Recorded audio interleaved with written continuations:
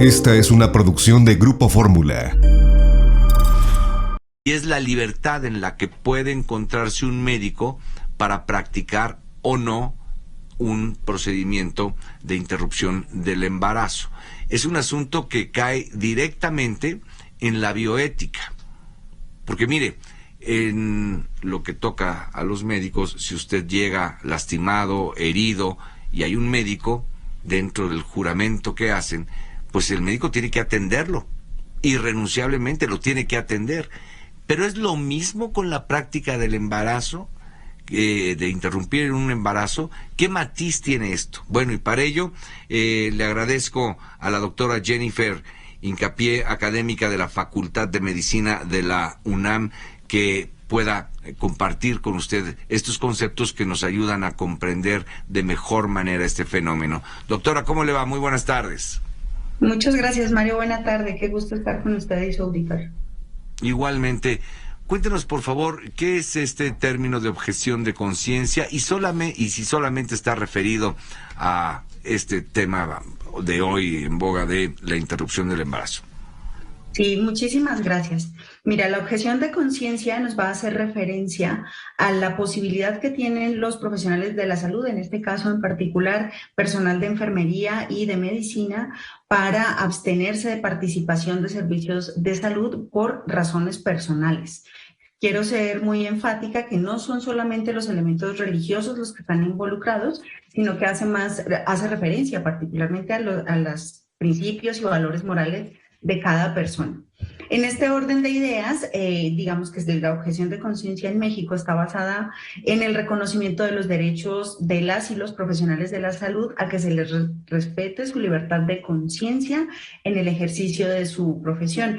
Toda vez que, tal como lo mencionabas hace un momento, los profesionales de la salud están obligados a prestar el servicio, a atender los pacientes, y esto está ligado con el artículo 229 del Código Penal Federal. En este orden de ideas, cuando digamos, la intención de la interrupción del embarazo es voluntaria y, digamos, está siendo planeada, pues podría ejercerse una objeción de conciencia.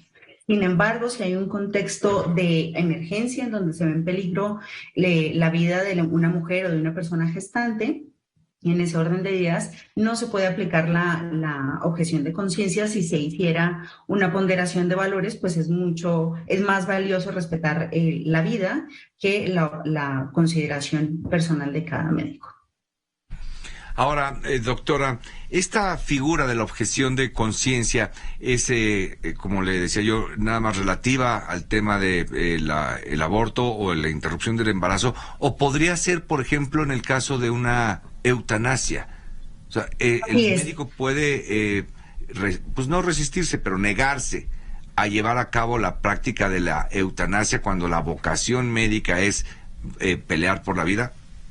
Así es. Mira, la objeción de conciencia aplica en la participación de la eutanasia, el suicidio asistido.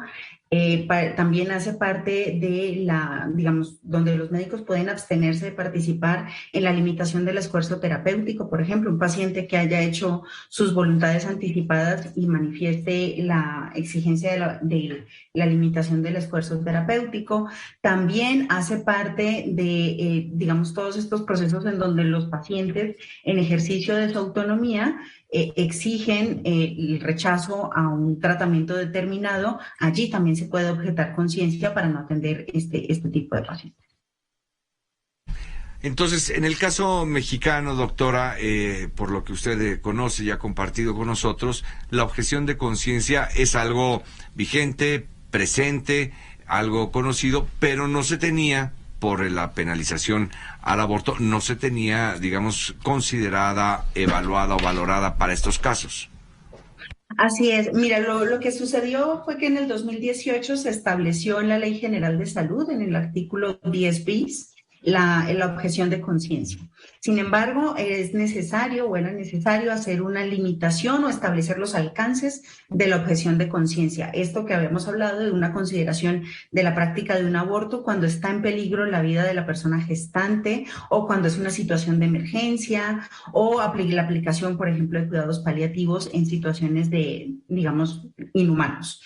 Ahora lo que nos propone la Suprema Corte es hacer una legislación al respecto y establecer de manera detallada qué sucede si yo, por ejemplo, Jennifer, llego a un servicio de salud deseando interrumpir mi embarazo, el médico que está atendiéndome es objetor de conciencia, cuáles son los pasos que debe seguir, cómo se debe administrar el servicio, hacia dónde se debe referir al paciente, quién corre con los gastos, cuáles son las instituciones que podrían tenerlos, y de las otras cosas que se está estimando es que también debe existir un registro de los profesionales de la salud objetores de conciencia y quienes no son objetores de conciencia para poder hacer una referencia adecuada de los pacientes.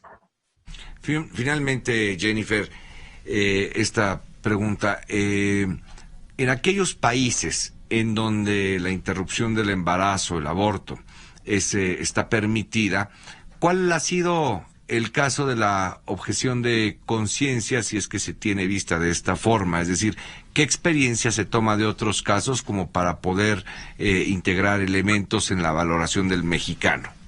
Muchísimas gracias. Sí, mira, es muy importante tener en cuenta que efectivamente la OMS ha reportado de manera reciente que el número de médicos y de enfermeras objetores de conciencia ha incrementado en los países en donde se ha despenalizado la práctica del aborto.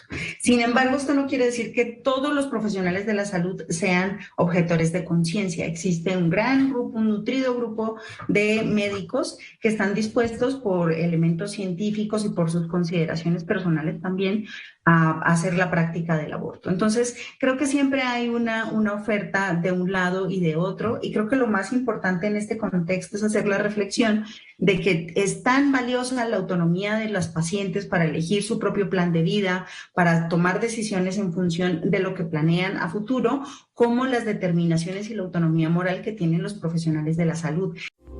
Esta fue una producción de Grupo Fórmula.